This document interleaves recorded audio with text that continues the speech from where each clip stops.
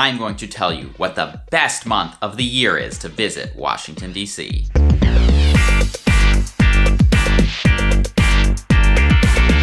Hello, welcome to Trip Hacks DC. My name is Rob. I'm a tour guide here in the nation's capital. If you're interested in Washington, D.C. and you're looking for the best tips, tricks, and hacks for exploring the city, make sure to subscribe to this channel and hit the bell notification icon so that you don't miss anything in the future. And after you're done watching Trip Hacks DC videos, head on over to triphacksdc.com for even more. Okay, so the title of this video is a little clickbaity, I will admit. But wait, don't leave yet. The reason I say that is because there is no single best month of the year to visit DC. Each month of the year is great, but for different reasons, which you might already know if you've been following along on my month-by-month series, where I told you what it was like to visit Washington, D.C. each month of the year. So now that I've covered all 12 months, I figured, what a great chance to reflect and go back and remember what makes each month great. If you have visited Washington, D.C., leave a comment on this video and let everyone know what month you came and how you liked it. And with what month you would like to visit if you were going to come back. So with that said, let's get started. January is the best month of the year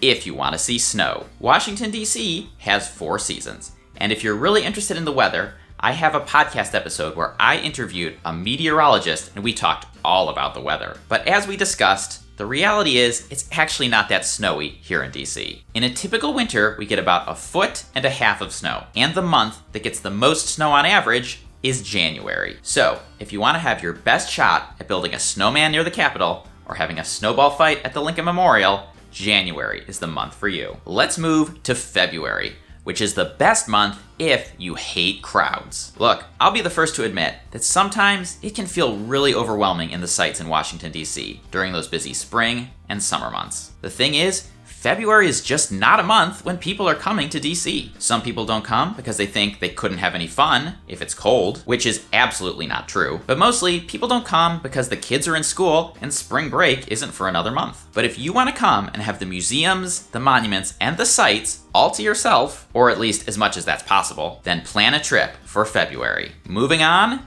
March. The best month to celebrate the beginning of spring. Spring officially begins on March 20th, which is always the first day of the National Cherry Blossom Festival. Even if you arrive a little too early for the blossoms, we also have magnolias and other flowering trees that are really beautiful too. And if you come after the 20th, you can check out the official Cherry Blossom Festival events. April is the best month to come if you want your best shot at actually seeing cherry blossoms in bloom. Now I have to warn that there is no guarantee the blossoms will be blooming in April. If we have a warm winter, they might come out early in March. But on average, peak bloom tends to happen around the first week in April. If you're looking for an in-depth discussion about the cherry blossoms, the festival, or anything blossom related, I highly recommend the Trip Hacks DC podcast episode that I did on this topic. Check out the video description to find that. May is the best month if you want reliably spring weather. March and April can be kind of a gamble weather-wise, but in my many years of being a Washington DC tour guide, I can say that May tends to have the best, most reliable spring weather. So if you want the sun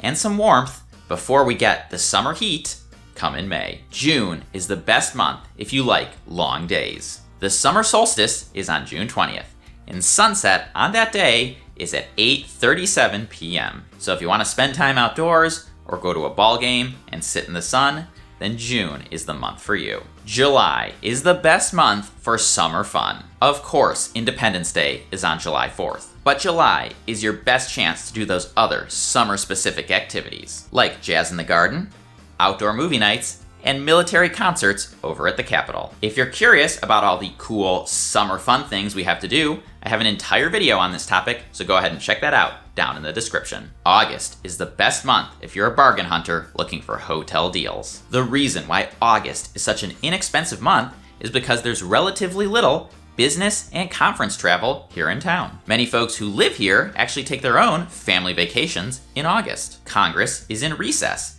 and generally speaking, there's just not a lot of people here on business. The last week in August tends to be one of the best, cheapest times of the year to be here. So if your kids don't go back until after Labor Day, consider a late August trip. September is the best month if you like heat, but not humidity. I will be the first to admit that summers here can be a little miserable because of the high heat and humidity during the June, July, and August months. But once September rolls around, that humidity starts to drop off. And since the temperature is still fairly summer-like, it's a really nice balance. October is the best month if you want to see changing fall leaves. And I have to caveat this one by saying this is really more of a second half of October phenomenon. When the leaves change exactly depends on a lot of complex environmental factors, like the temperatures we had in September and the amount of precipitation leading up to the month. But if you're someone who wants to see those fall colors, plan to come at the end of October or even the beginning of November. Speaking of November, this is the best month if you like crisp fall air. I am personally a huge fan of November and think it's one of the most underrated months to visit. And a big part of that is because, as a tour guide, I spend the entire summer sweating it out on my tours. So when November comes around and I have to remember to grab my jacket before I head out, it's a great feeling. The week of Thanksgiving is also an excellent time to visit because hotel rates are very cheap. Lots of people travel for Thanksgiving, but they travel to see family, not for business. And there are very few people staying in hotels, which pushes those hotel prices way down. December is the best month if you're in the holiday spirit. I've got a ton of resources about the holidays in DC, including a video playlist and an entire podcast episode. So I'm not gonna spend too much time on it in this video, other than if you like Christmas trees, lights, and everything else holiday related, this is the time of year for you. And that's it. Thank you for watching this video. And if you're coming to Washington, D.C. and interested in signing up for a Trip Hacks DC guided tour, you can click on the Capitol Dome on the left side of my head. That'll send you over to triphacksdc.com where you can see all of the tour options that we offer. Enjoy your trip!